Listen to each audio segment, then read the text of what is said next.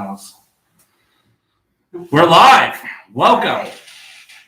Woo! Maybe here, I'll get over here. We should get over switch here. around here. Yeah, there we go. Welcome to Between Two Services, broadcasting live from room 8 in upstairs at St. John's. Between our two services, our 8 o'clock and our 10:30 service.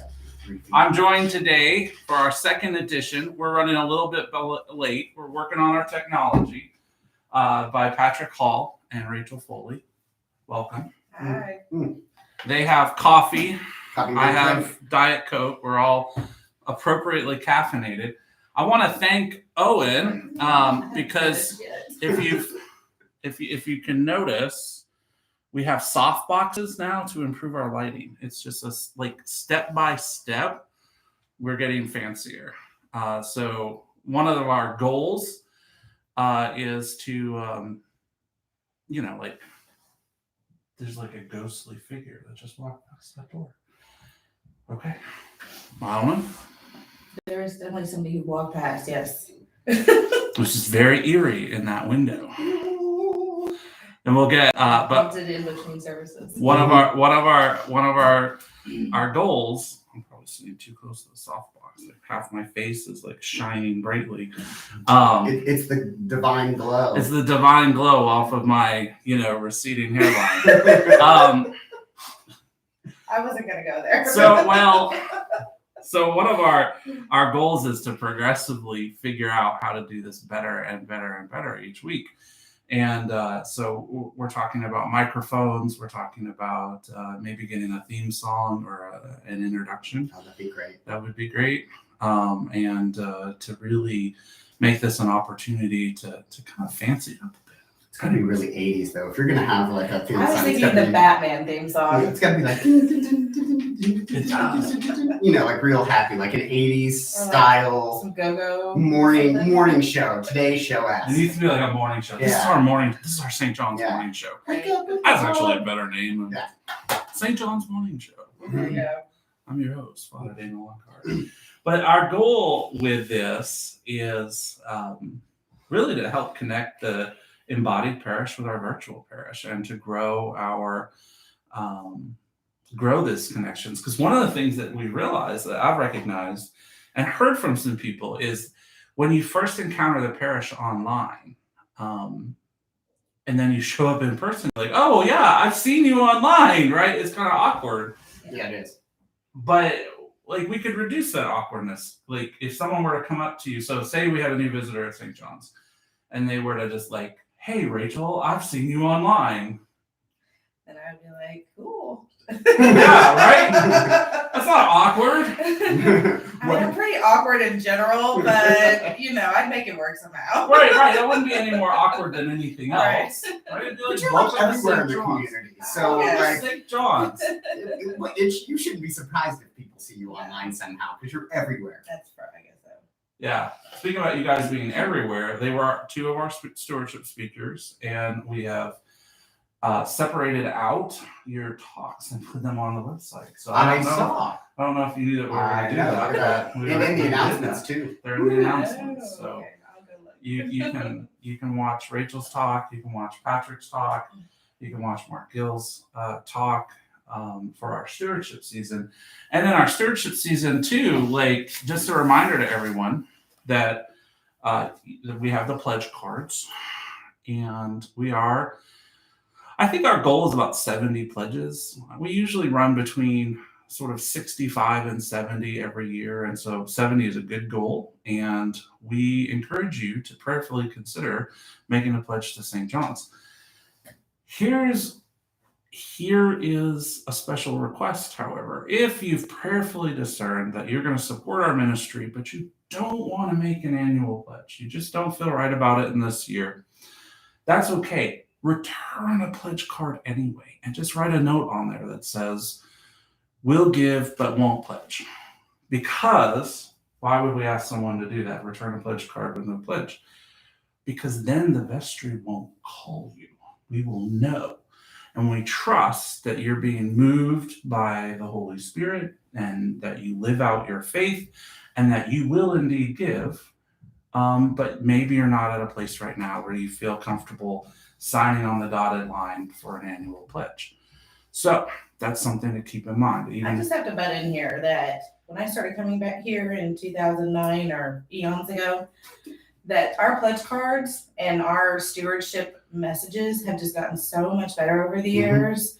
It's pretty amazing. I mean, as we move forward with technology and just advancement in general, we've gotten a lot better with our stewardship, and I appreciate it. Yeah, thank it's you. really good.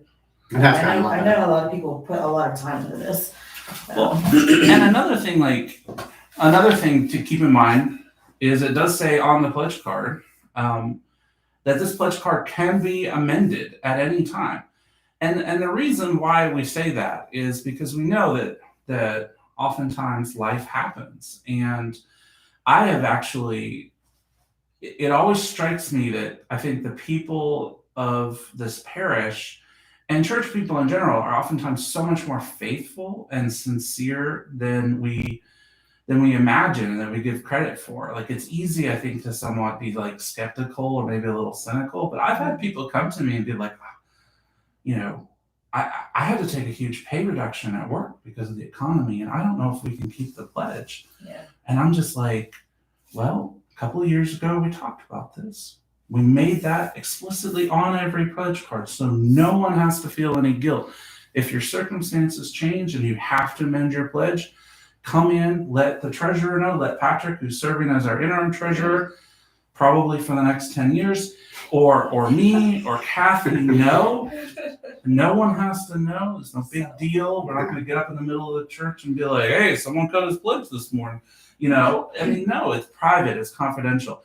On the flip side to this, I like to point out that there is a flip side to this. And the flip side to this is if you get a big raise or a big promotion, or you hit the lottery, or something like that, you come into a big windfall inheritance, you can also change your pledge at any time to increase it. We just trust that God blesses, and one way or the other, this all balances out. Well, and one thing that I think we've also gotten a lot better at as a church is the way you can give, the way you can pledge. I mean, many people obviously like to still do the weekly pledge, a certain amount every week or what have you. I come from a tradition, I was raised Roman Catholic, and they just give you the box once a year with all the different envelopes for each weekly collection. And we're a lot different in that respect. If some people, the way their finances work, they want to give one big lump sum, usually at the end of the year, because that's better for their tax structure or what have you as an individual. That's fine.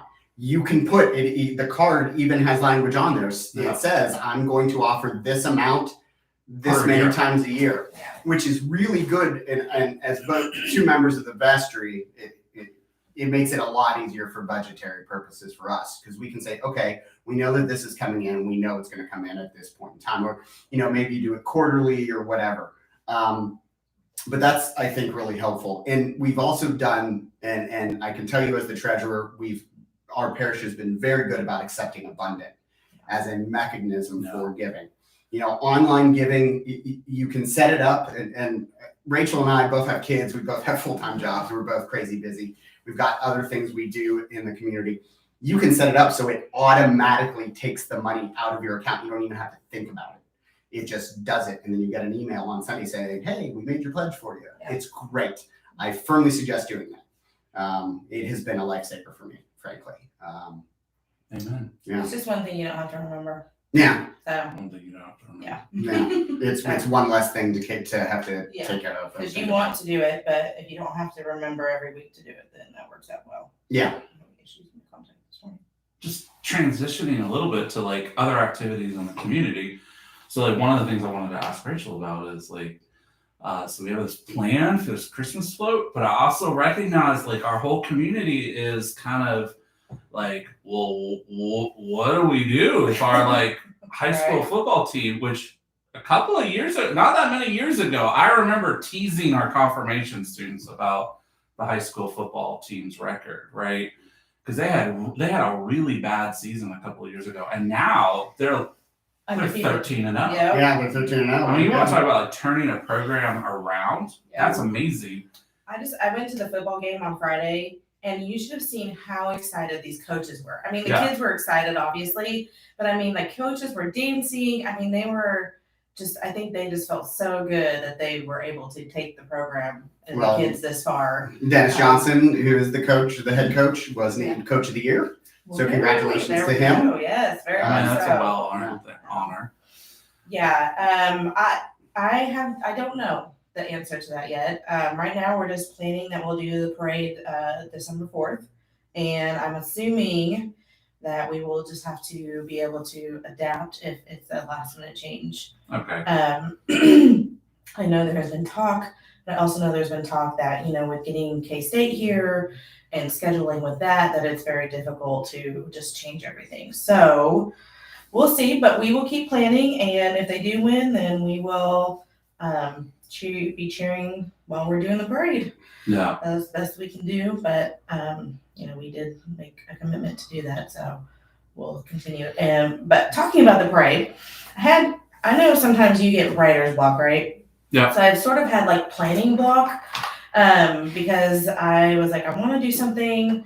I don't really want to do the same thing we've done in the past years, but I didn't really know what that was until this morning. So we're going to change the theme of the parade, and it's going to be based off the song We Three Kings. Awesome. And that's why we were asking about the camel earlier. The camel. It has a See if name. maybe we could incorporate that into the parade. If not, then we'll have some kids dressed as camels. We'll have some kids dressed as gifts.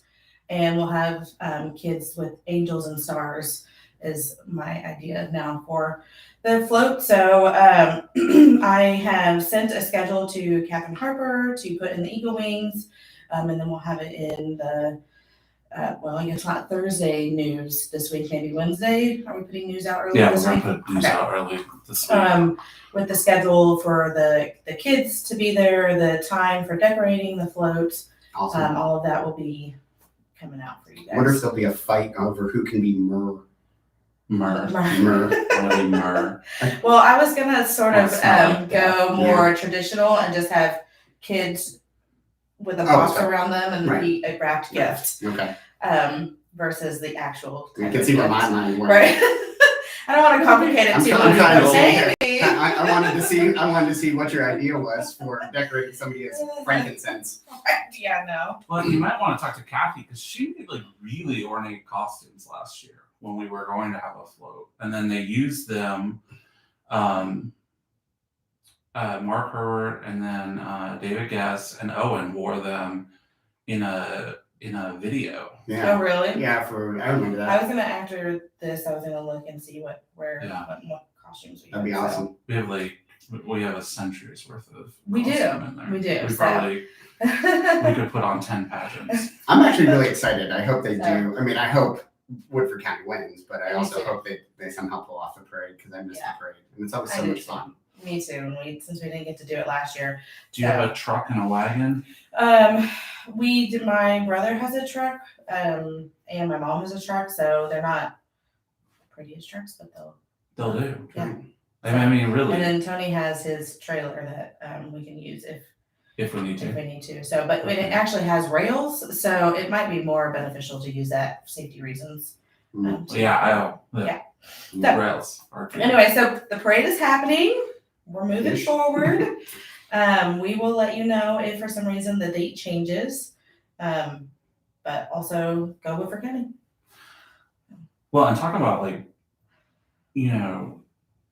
winning awards. Because like it wasn't that long ago that St. John's like won. We won. I know. So, That's like, right. A whole whopping $100, guys. It was awesome. But So like let's get out Is there. that and the let's do one it with the again. noses, the reindeer and the noses? it wasn't, I don't know. It was hard to keep 2018, track. I think is when we Yeah. won that. It's hard to keep track. And yeah, my memory is. Pre-COVID. Well, and if I may, also for a plug-in for Catherine Harper, the Advent Wreath Right. program is coming up Yes. as well. Yes, it is. And we really enjoyed that program last year. It really was in a weird time for Christmas, and a weird time for Advent. It was a way for us to really come together as a family. We built our little Advent wreath, put it all together. It was nice because it also came with prayers, as I recall. Yeah. For each week of Advent, and we would say them before a Sunday dinner. And life is crazy. We don't always have a Sunday dinner, I'll be honest, in our household, but it kind of encouraged us to during that period. And it was really nice to do. And so if you got your stuff last year, and you're like your little ring and your candles, and they're all still good, email Catherine, let her know so that she doesn't have to order another one or deliver you another one. If you need a new one, please ask her, send her an email as well, or contact the office, let them know so that they can get you one as well. And I think that's immediately after the first Sunday of Advent service is when she's doing. They're going to do it, I believe both. They're going to record it. So if you, don't feel comfortable, you can watch it at home. But otherwise, if you want to come, they're going to be doing it in Hosea Hall. That'd be great. And it's a great, solemn service. I really like that. That's a good home devotional too for everybody. Mm-hmm. I've been thinking about this parade thing just in the context of the community that we live in, and it's fascinating for me to watch because there's this tension, like how big, what type of community is Versailles or Woodford County as a whole. Because like when you're in a much larger community than a high school team going to a state championship is a big deal for the community, but it isn't like the only big deal for the community. Mm-hmm. Whereas when you're in a smaller community, I mean, heck, when I was in Buffalo, South Dakota, the team, their football team went to the state championship, and it was like the last person in town turn out the lights. Like they closed schools, businesses closed. Mm-hmm. There was nothing else going on in that community whatsoever when that high school football team, because it was a small community. And you watch it, like if you're on Voices of Versailles, which no one should be, but some of us are. I like Voices of Versailles for the factual information it involves. It's true. I love Midway. We have our own version. It's Midway Musings. Yes, I'm on that one too. But like you can watch the community discussion play out. Like there is this tension between, okay, so we're a small town and we should support the football team and everyone should do this. And then there's also like, well, we're a larger community and not everyone is really passionate about the high school football team, and the little kids are looking forward to the parade. So can we do both? And it's like just from a cultural point of view about what the context that we're serving now, it's interesting watching people have this conversation. Mm-hmm. Mm-hmm.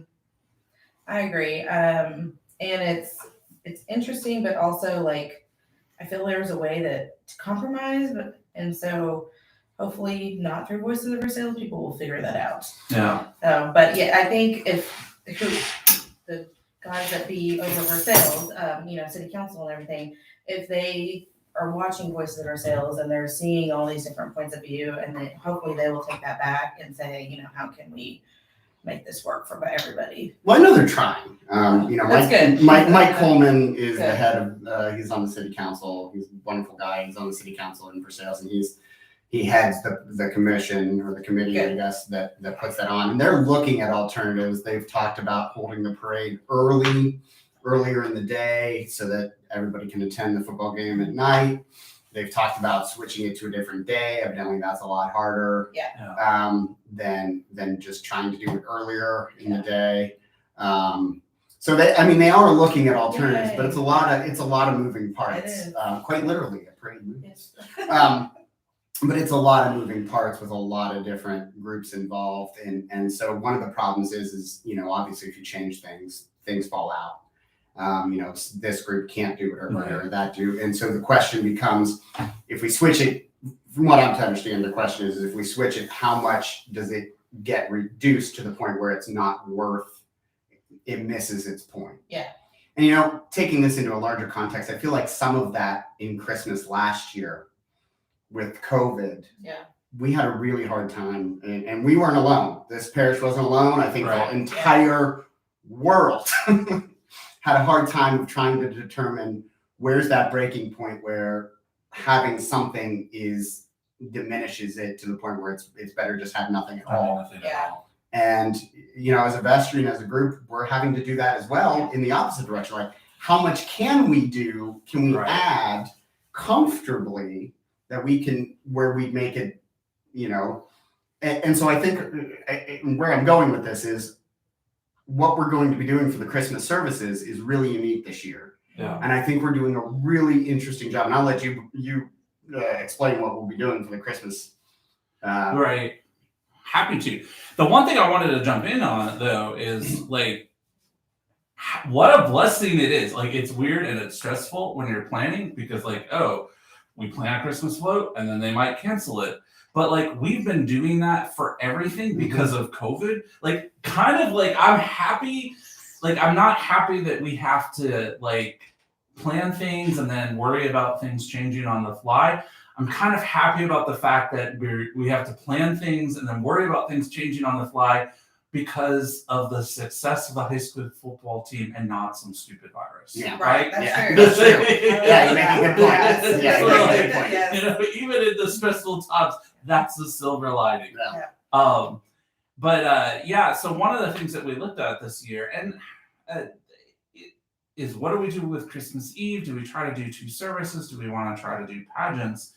And one of the problems that we have that I think a lot of people don't realize is like these plans that we make them months in advance. Like Owen has to start working with the choir X number of days in advance, X number of weeks in advance. There's certain things that we can adjust on the fly, but there are certain things also that we can't. And so looking at things this year, not knowing if the vaccines for kids were going to get approved, and crucially when they were going to get approved, because even if you were one of those first 176 kids who got a jab in the arm in the first clinic here in Woodford County, we didn't know when that first clinic would be. And then you got a 3-week gap before you get the second dose, and then you got a 2-week gap from there before you're fully vaccinated. I mean, if they had delayed that approval by a week, we wouldn't have any kids fully vaccinated by Christmas. Yeah. And even now, we won't have all of our kids. So what we decided to do is, okay, we're going to have to put our eggs in one basket, and that's going to be the traditional Christmas Eve high festive service. So there was just this deep desire, let's do that one. And the choir's coming back. There's energy around our choir program. Let's put our energy there.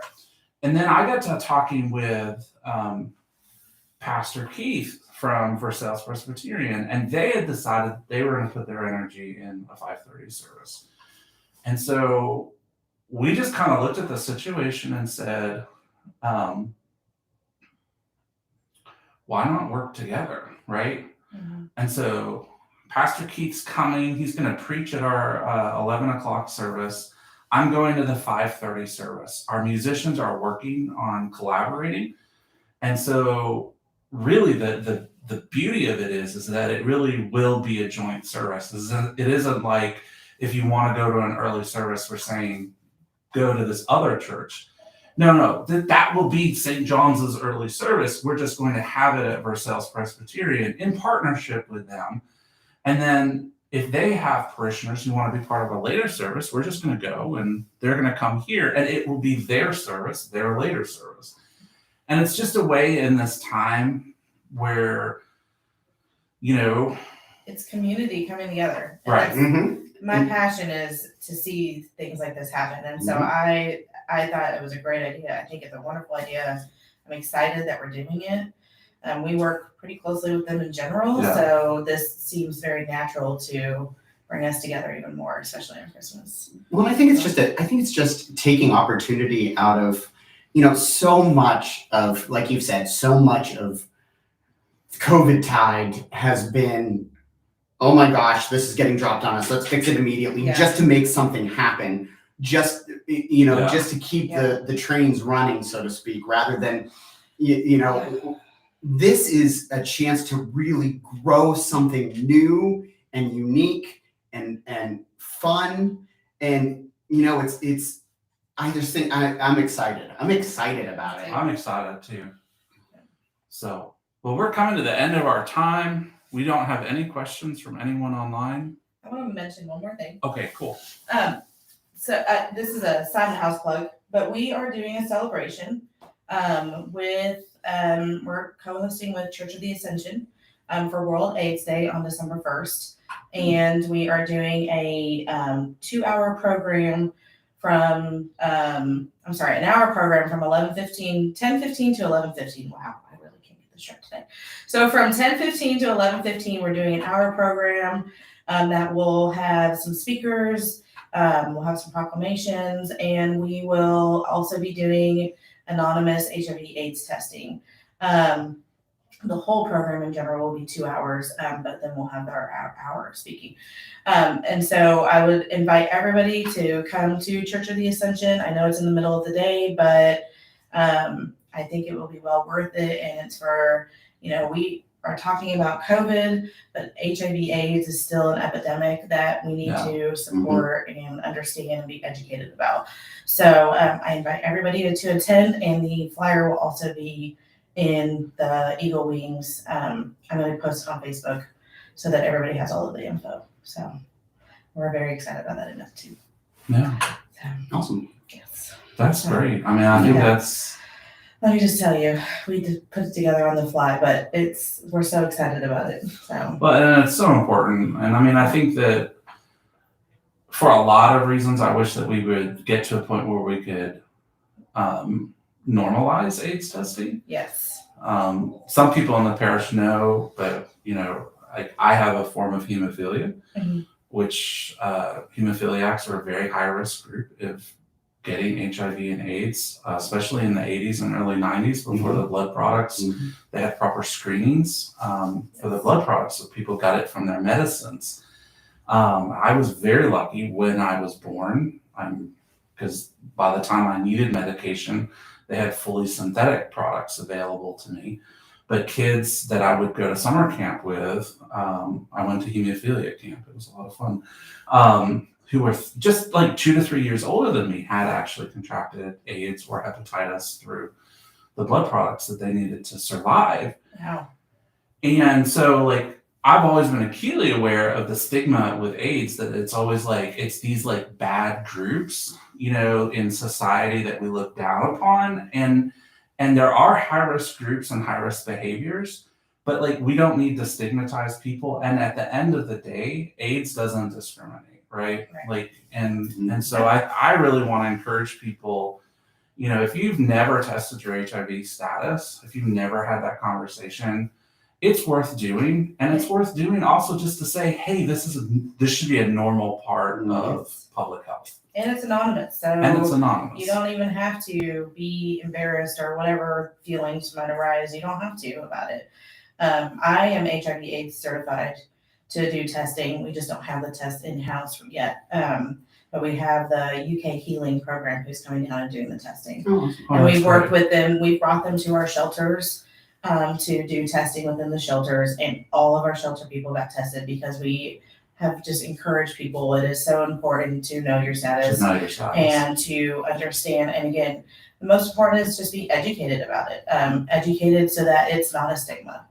And you're understanding what you support if you support people with HIV or AIDS. Right. So. Well, and I mean, if you ever want to see me get flaming mad, whenever anyone has ever suggested that AIDS is somehow God's judgment on anybody, because it's sort of